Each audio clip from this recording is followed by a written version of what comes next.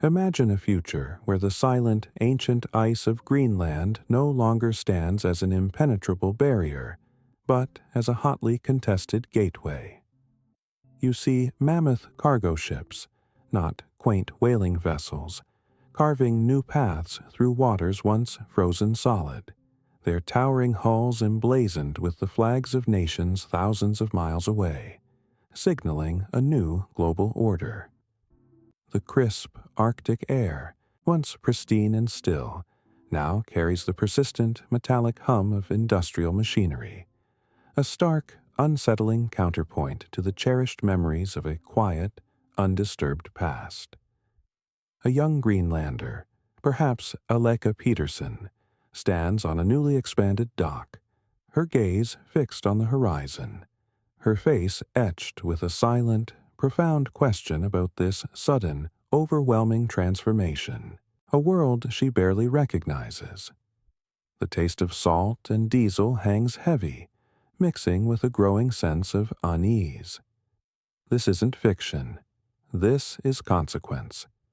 Before we continue, tell us in the comments, where in the world are you watching this from? Your perspective matters as we unravel a story that touches every corner of the globe. For decades, the world perceived Greenland as little more than a vast, frozen expanse, a geographic footnote in the grand geopolitical narrative, largely irrelevant beyond its Cold War strategic outpost status. With the end of superpower confrontation, it receded further, becoming a symbol of immutable isolation.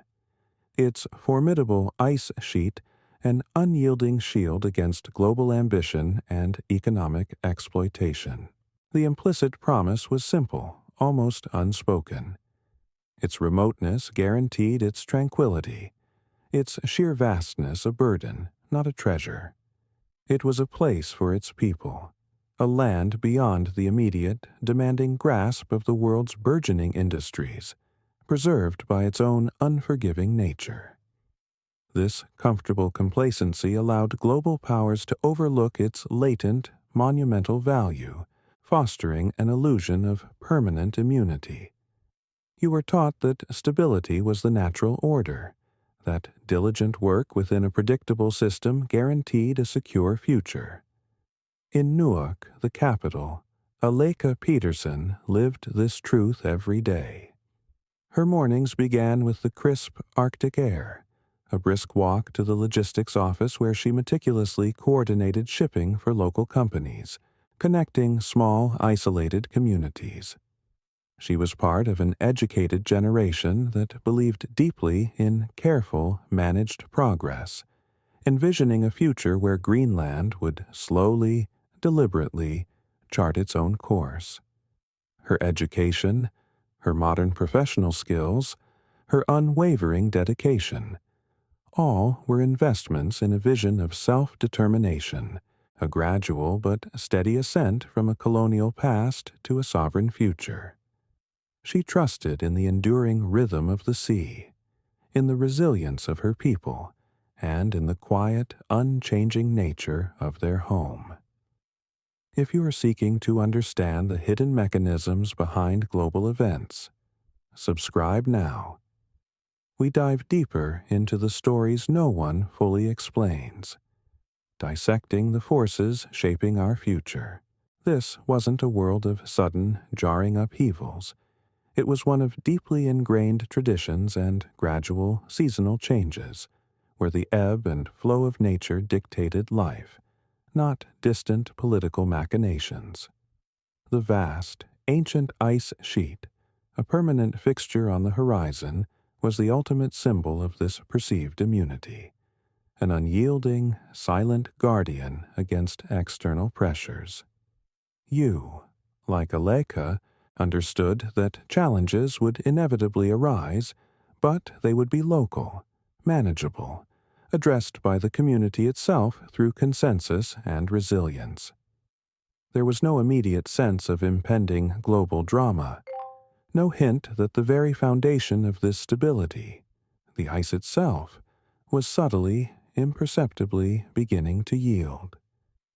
The world was looking elsewhere, comfortable in its illusion that some places were simply too remote, too harsh, to ever truly matter in the grand scheme of things. Yet, beneath this comforting facade of permanence, an invisible, relentless force was gathering undeniable momentum, a direct consequence of global choices made far from Greenland's pristine shores.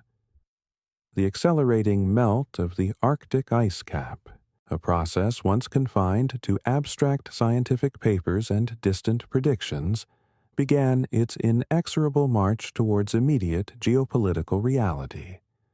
This wasn't a sudden cataclysm, but a relentless erosion, driven by decades of unchecked global industrial output, and a collective political inertia that dismissed the long-term warnings. The dominant global system, so singularly focused on existing trade routes and fossil fuel abundance, fundamentally failed to grasp how profoundly environmental shifts could redraw the strategic and economic maps of the entire world. The structural error wasn't in a single decision, but in the systemic oversight, the dismissal of undeniable data that would fundamentally redefine Greenland's place. What you are about to witness is not a tale of accidental discovery or isolated diplomatic intrigue, nor a simple political jest. This is the inevitable unfolding of a global system now hyper-focused on preemptive geographical and resource control, transforming an overlooked territory into a critical choke point for future logistics, energy, and technological supply chains. Few speak of this uncomfortable truth because it forces a direct confrontation with decades of collective inaction and the ruthless calculus of escalating great power competition. But you will see how the very forces we ignored, the environmental shifts we dismissed, have weaponized geography, making Greenland not just a land of ice and a cherished home, but the undisputed battleground for the foundational elements of the next global order.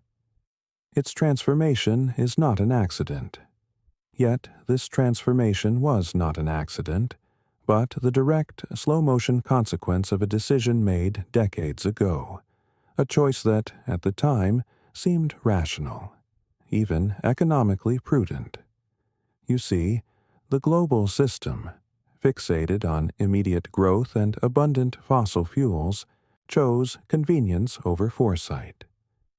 The warnings from scientists about rising temperatures and melting ice were often relegated to academic papers, deemed too distant, too abstract to warrant disruptive action. Governments and corporations, driven by quarterly reports and electoral cycles, prioritized industrial output and existing trade efficiencies. The cost of transitioning to sustainable practices felt too high, too immediate, compared to the seemingly remote threat of environmental collapse. This wasn't a malicious plot, but a collective blind spot, an ingrained belief that the natural world would somehow absorb humanity's impact without demanding a reckoning. It was a gamble on inertia, a silent bet against the very planet we inhabit. The invisible error wasn't in a single calculation, but in the fundamental underestimation of geography itself. You understood that the world's maps were fixed, its trade routes immutable. But the structural flaw in this global inaction was its failure to grasp how profoundly environmental shifts could redraw those very maps, transforming perceived liabilities into strategic assets. The system, built on a steady supply of resources from established regions, simply dismissed the idea that a frozen wilderness like Greenland could ever become a linchpin of global commerce and power. It was a profound misjudgment of latent value, a belief that some places were too cold, too remote, to ever truly matter. This complacency, this collective oversight, planted the seeds of a future where the very ice designed to preserve isolation would instead become the key to unlock unprecedented competition and resource hunger. And so, the relentless march began. Decades of unchecked global industrial output, fueled by that initial collective inaction, began to visibly transform the Arctic. The accelerating melt of the ice cap, once a distant scientific prediction, became an undeniable, terrifying reality. You might imagine a sudden, dramatic collapse, but it was far more insidious. A slow, inexorable erosion, day by day, season by season, turning solid ice into navigable water. This wasn't a local phenomenon. It was a global consequence manifesting in a specific, vulnerable region. The sheer scale of this environmental shift began to chip away at Greenland's perceived immunity, subtly but irrevocably altering its physical landscape and, by extension, its geopolitical destiny. The world watched, perhaps with curiosity, but largely without true comprehension of the tectonic shifts occurring beneath the surface. The technical effect was immediate and profound, though its full implications were slow to register. As the ice retreated, it unveiled two monumental truths. First, the opening of new, shorter shipping lanes across the Arctic, routes promising to drastically cut transit times between major continents. Imagine the economic lure, the billions saved in fuel and days at sea, for nations eager to dominate global trade. Second, and perhaps even more significant, the exposure of vast, untapped reserves of critical minerals, rare earths, uranium, zinc, hidden beneath millennia of ice. These are the foundational elements for modern technology, green energy, and advanced defense systems. What was once an inaccessible burden suddenly became an invaluable treasure trove, poised to reshape global supply chains and strategic dependency. The world's eyes, once dismissive, were now fixed on Greenland with a newfound, hungry intensity. Have you ever noticed how seemingly small decisions, made far away, can ripple through time and transform entire nations? Tell us in the comments what you think. To understand how these deep, often hidden forces reshape our world, subscribe to our channel. We uncover the intricate connections that others miss, helping you make sense of an increasingly complex future. For Alika Peterson, these abstract global shifts began to manifest in unsettling, concrete ways. Her routine, once a comforting rhythm of local logistics, now felt subtly disrupted. The small shipping company she worked for, accustomed to modest regional trade, suddenly found itself fielding inquiries from international firms, not for local goods, but for port access, for logistical support for exploratory ventures. You see the glint of opportunity in her eyes, but also a flicker of apprehension. She had always believed in carefully managed development, in a future where Greenland would chart its own course, balancing tradition with progress. Yet, this new interest felt different, too sudden, too overwhelming, like a tide rising faster than anyone could predict. The sea, her constant, reliable companion, was changing its tune, and with it, the very foundation of her professional life.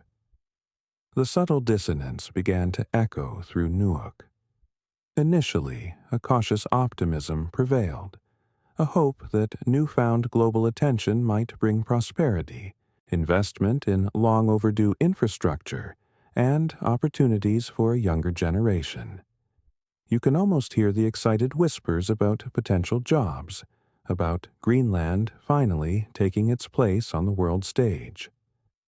But beneath this initial enthusiasm, a quiet unease started to spread. The foreign delegations weren't just tourists. They were diplomats and corporate executives, Their interests clearly focused on resource extraction and strategic positioning. The questions they asked, the land they surveyed, the deals they proposed, all hinted at a future where Greenland was not a partner, but a prize. The community, once united, began to feel the first cracks of internal division, forced to grapple with unprecedented choices. For Aleka, this growing external pressure created a profound internal conflict, a gnawing sense of disillusionment. She had done everything right, pursued a modern education, learned English, developed professional skills, and committed herself to building a future in Greenland. Her expectation was simple, that her effort and dedication would contribute to a stable, self-determined future for her country, a gradual ascent from its colonial past. Yet, the world she had prepared for was dissolving. Her homeland was now increasingly viewed as a commodity, a strategic prize in a game played by distant powers, reducing her and her community to mere pawns. The promised stability felt like a cruel mirage, replaced by volatile external pressure that eroded her sense of belonging and agency. The system, she realized, was no longer delivering on its implicit promise. The quiet, unchanging nature of her home, once a source of deep comfort and cultural pride, now felt fragile, besieged. Aleka's frustration mounted as the slow, deliberate pace of life she cherished was hijacked by an accelerating geopolitical chess match. It wasn't just about jobs or money. It was about the fundamental right of her people to determine their own destiny, free from the overwhelming calculus of global ambition. You see her standing on the dock, watching the hulking foreign vessels, and understand that her personal dreams of a sovereign, balanced Greenland are being drowned out by the metallic hum of industrial machinery and the relentless tide of external interests. The problem was no longer a local challenge to be solved by consensus. It was structural, global, and threatening to engulf everything she held dear, making her efforts feel increasingly futile. The world's collective bet against its own climate, the continuous prioritization of short-term industrial gain over long-term environmental stewardship, had accumulated into an undeniable reckoning. You witness the once imperceptible thawing become a visible torrent, as Greenland's ancient ice, a silent sentinel for millennia, began to visibly recede. This wasn't merely a shift in temperature. It was a profound, irreversible alteration of the planet's very geography, driven by decades of unchecked emissions. The ice, once an unyielding barrier, now offered itself as a porous membrane, subtly but irrevocably altering the physical landscape. This relentless erosion, a direct consequence of global inaction, slowly chipped away at Greenland's perceived immunity, transforming a remote frontier into an exposed battleground, its destiny no longer its own. As if a hidden curtain were drawn back, the retreating ice unveiled a long-anticipated, monumental prize. New, shorter shipping lanes across the Arctic. Imagine the calculations in distant boardrooms, the billions poised to be saved in fuel and transit time, promising to drastically cut voyages between Asia, Europe, and North America. What was once an impassable, frozen barrier now became a potential global trade shortcut, a lifeline for nations eager to dominate future logistics. This wasn't merely an environmental change, it was an economic earthquake, fundamentally redrawing the world's maritime maps. The strategic allure of these routes, offering unprecedented efficiency and speed, ignited a fierce competition, making Greenland's waters not just a passage, but a critical chokepoint for the global economy. Simultaneously, the melting ice revealed another. The transformation had an immediate, chilling effect on Greenland's economic landscape. You witnessed the quiet local companies, once the bedrock of community life, struggle to compete or simply close their doors. The small fishing fleets, the modest tourism operators, the very fabric of traditional livelihoods, found themselves overshadowed, then outright displaced, by massive international corporations focused solely on extraction and strategic logistics. Young Greenlanders, once hopeful of building careers within their developing nation, now faced a stark choice: adapt to an industrial reality that felt alien and overwhelming, or leave. The influx of foreign capital, rather than fostering sustainable growth, created a two-tiered economy, driving up prices and marginalizing local businesses, effectively eroding the comfortable, predictable standard of living that Aleka and her generation had known. The promise of prosperity, it turned out, came with a devastating hidden cost to community and self-reliance.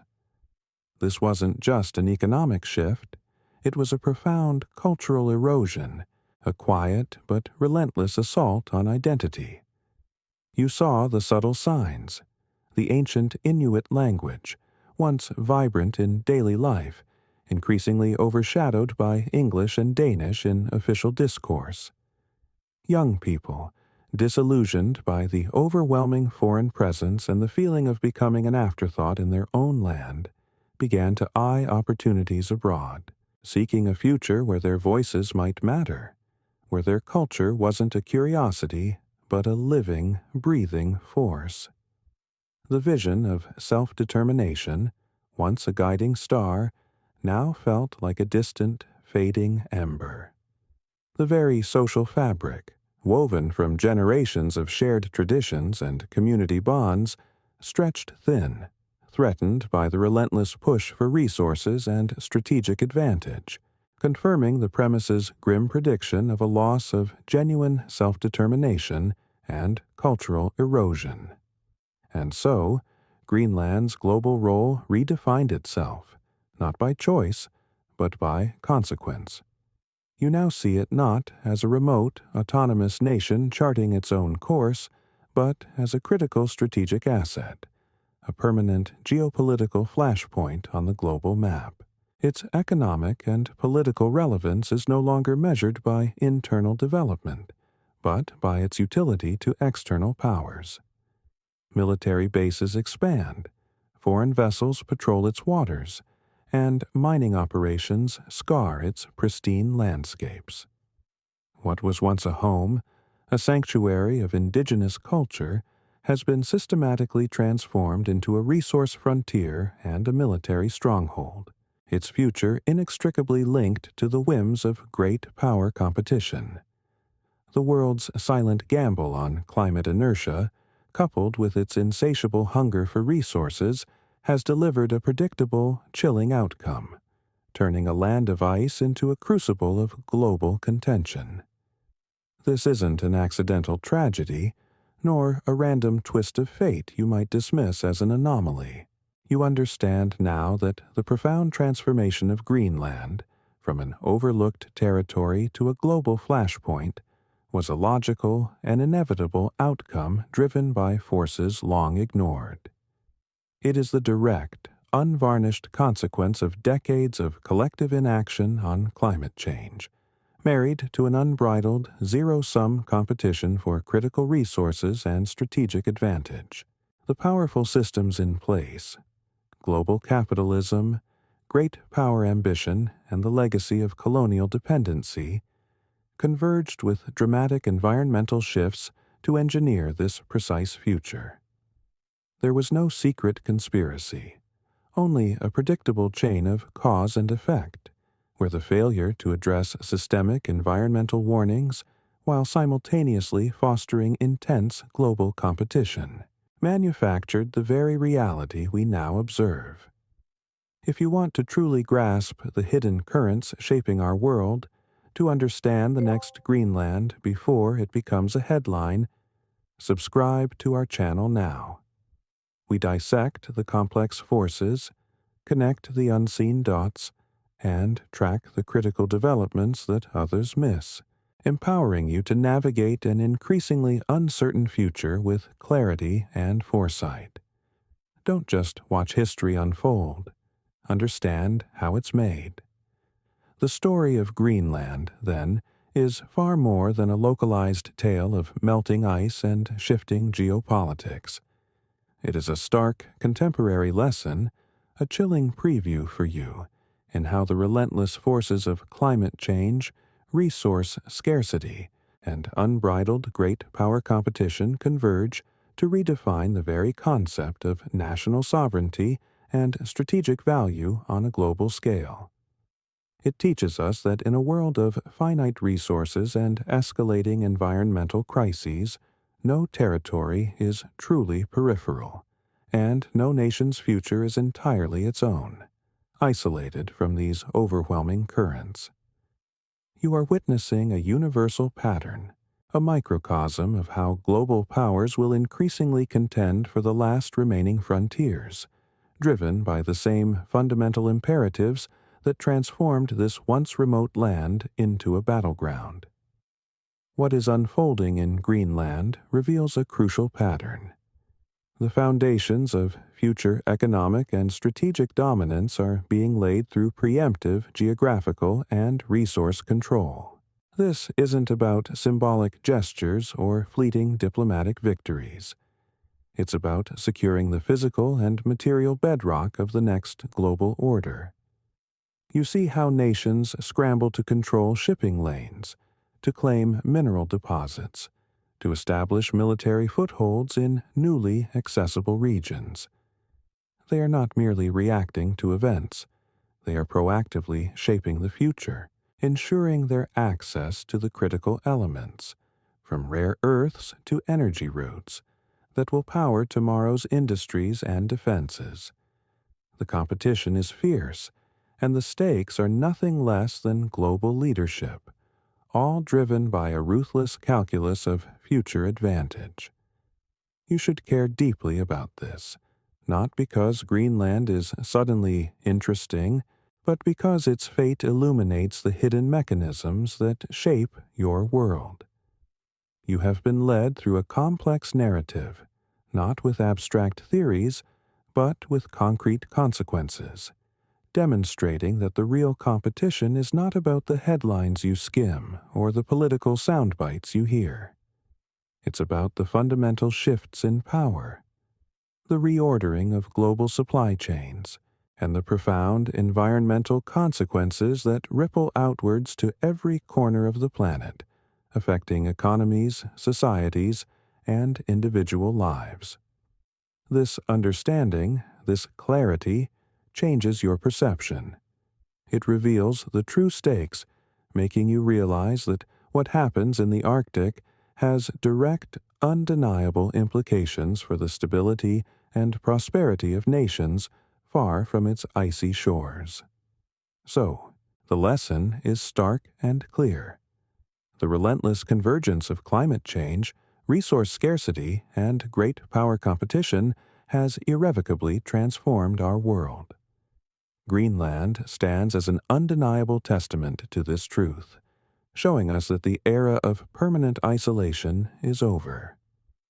Its story is a blueprint for understanding how the global system reconfigures itself, not through accidents, but through the logical, inevitable consequences of past choices and present ambitions. You now possess a clearer lens through which to view these ongoing transformations. The quiet hum of machinery in the Arctic, the distant flags on unfamiliar ships. These are not just images from a remote land.